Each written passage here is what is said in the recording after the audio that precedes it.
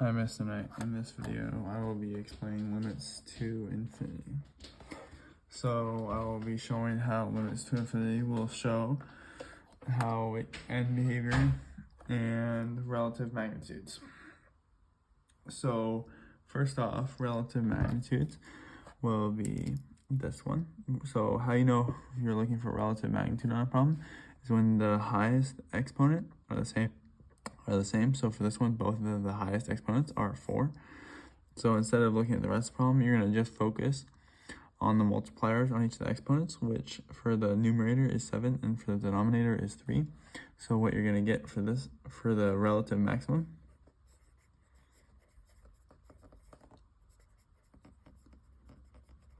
is 7/3, which means this one will be gradually increasing it around that slope. And then for another way you will find limits to infinity is if, for say, instead of the exponents being equal, the exponents on this one, the highest exponent is on the top, or the numerator, and this will leave to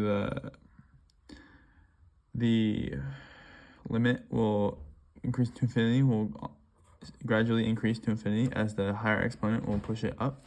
And on this graph, this is an example of this. It will continuously push up and positive. In reverse of that, for this one, the highest exponent is on the bottom, and this would result in it going to 0, as the highest exponent would gradually hold it at 0, creating what you would sort of see as a horizontal asymptote at 0, which can be shown by the graph here. And then if you were to do the same equation up here, but using negative infinity, you would be shown how it would gradually decrease, which would really result in what you would see in the graph over here of negative infinity.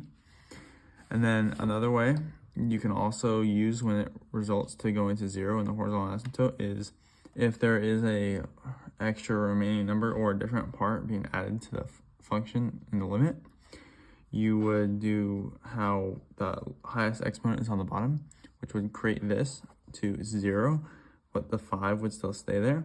So instead of the horizontal asymptote at 0, you would see it at around 5 this time instead of 0. So this one would equal 5. These type of limits at infinity can be shown to show sorts of economics, which would, like, say, for if the result is infinity, it would be showing how your money is increasing or the stocks are increasing. If it's negative infinity, it would be showing where the stocks are decreasing for that function. And then if you're looking for the relative magnitude, not maximum magnitude, you would be seeing how and what the slope is for the relative magnitude of the function at the limit. And then for 0, you would see how your money would be hitting the bottom floor and having a horizontal asymptote at 0. Thank you for watching.